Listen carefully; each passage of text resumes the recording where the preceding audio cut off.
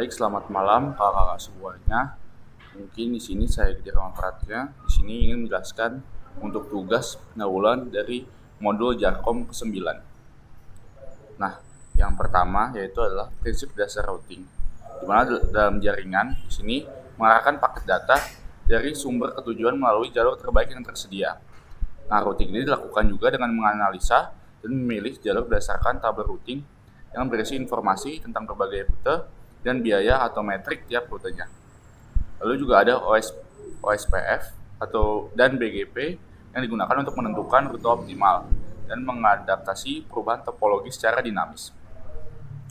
Nah, contohnya yaitu situasi kompleks di mana routing sangat penting dalam jaringan antar negara atau jaringan ISP besar yang mengolah jutaan koneksi.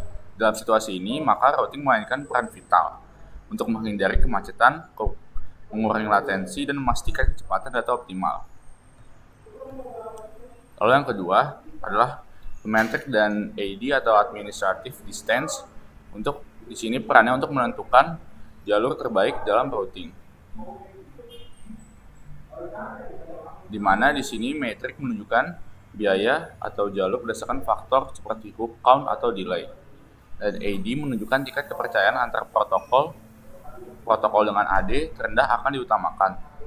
Contoh dalam jaringan OSPF, RIP. Jika OSPF dan RIP memiliki rute ketujuan sama, maka OSPF akan dipilih karena AD-nya lebih rendah meskipun metrik RIP bisa lebih kecil.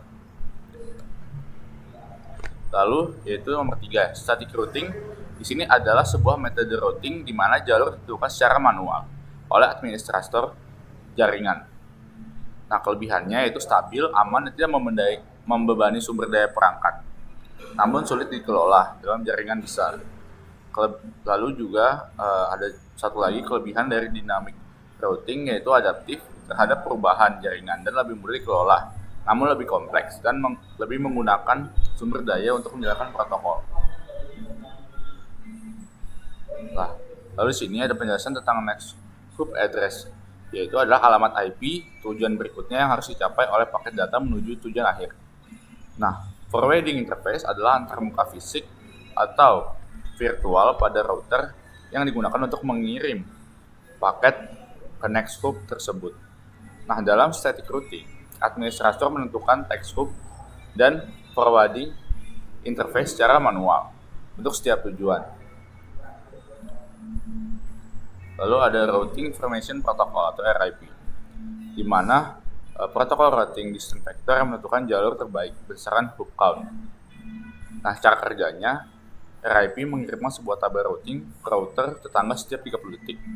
Dan setiap router memperbarui tabelnya berdasarkan informasi dari tetangga, sehingga jalur baru didistribusikan melalui jaringan.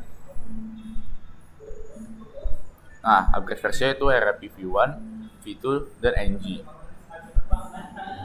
Lalu nomor 6, dalam protokol RIP beberapa jenis timer berperan penting. Contohnya update timer menentukan interval waktu untuk menerima tabel routing ke router tetangga. Lalu invalid timer fungsi menandai rute sebagai invalid jika tidak ada pembaruan dari tetangga dalam waktu tertentu. Lalu hold down timer untuk mencegah penerimaan pembaruan dari router yang lama atau rute lama yang dianggap invalid. Dan ada flush timer yang berfungsi untuk menghapus rute dari tabel routing jika tidak ada pembaruan selama 10 detik. Nah, yang ketujuh yaitu fitur auto submersion. Pada RIP secara otomatis ini akan merangkum rute-rute subnet ke dalam satu rute kelas utama atau saat melintasi batas jaringan utama atau mayor network boundary. Fitur ini membantu mengurangi ukuran tabel routing dan mengoptimalkan penggunaan bandwidth.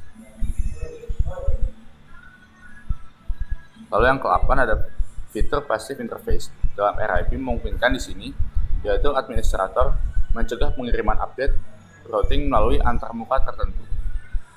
Nah, meskipun router masih dapat menerima update melalui interface tersebut, fitur ini sangat berguna untuk meningkatkan keamanan atau efisiensi bandwidth, terutama pada interface yang terhubung ke jaringan publik atau klien yang tidak memerlukan informasi routing. Nah, contohnya yaitu pada jaringan perusahaan dengan beberapa kantor cabang, di mana update routing diperhatikan pada interface yang mengarah ke perangkat pengguna akhir.